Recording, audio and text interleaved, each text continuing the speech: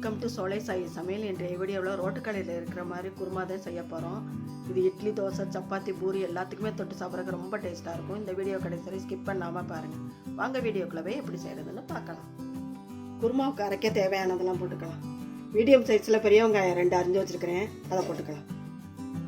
ஒரு பெரிய தக்காளி அரிஞ்சு வச்சுருக்கிறேன், அதையும் போட்டுக்கலாம்.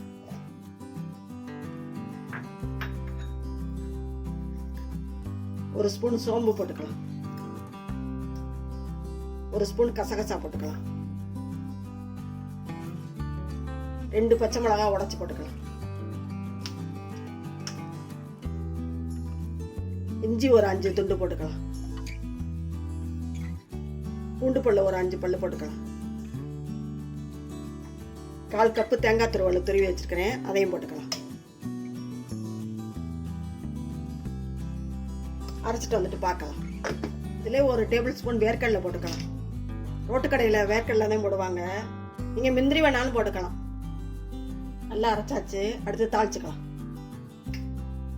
இந்த கடாயில் ஆயிலை ஊற்றிக்கலாம். இந்த எண்ணெயில் பிரிஞ்சி இலை 1 போட்டுக்கலாம். 2 பட்டை, 2 கிராம்பு, கொஞ்சமாக கல்பாசி, கொஞ்சமாக சோம்பு போட்டுக்கலாம். இல்லை கருவேப்பிலையும் போட்டுக்கலாம்.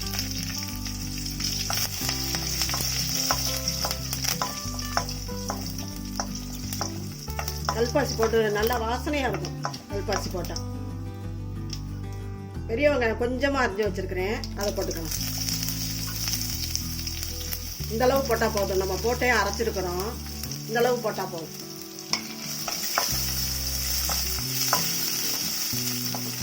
நல்லா வதங்கும்.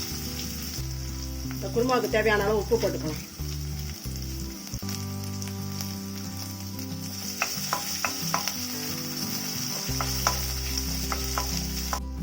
இந்த டயத்தில் 1/4 ஸ்பூன் மஞ்சள்தூள் போட்டுக்கலாம். ஒரு 1/2 ஸ்பூன் மிளகாத்தூள் போட்டுக்கலாம். பச்சை மிளகாய் போட்டிருக்கோம், பார்த்து போட்டுக்கோங்க. 1/4 டீஸ்பூன் கரம் மசாலா தூள் போட்டுக்கலாம்.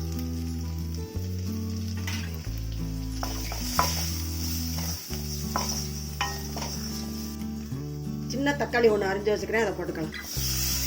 மசாலாலாம் போட்டுட்டு தக்காளி போட்டிங்கன்னா தூரில் அடியில் பிடிக்காது.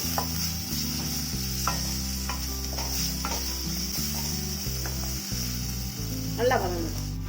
நல்லா வதங்கிருச்சு, அரைச்சி வச்ச அந்த பேஸ்ட்டை ஊற்றிக்கலாம்.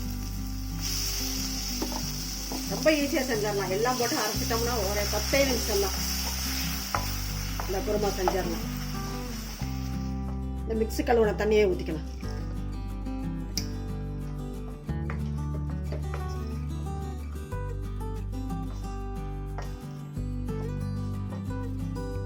இன்னும் 1 கிளாஸ் தண்ணி ஊற்றிக்கலாம்.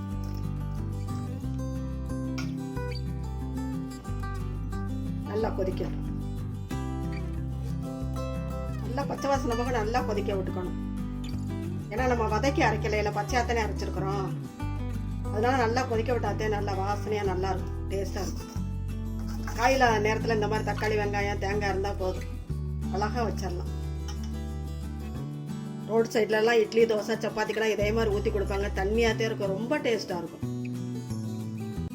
நல்லா கொதிக்கட்டும்.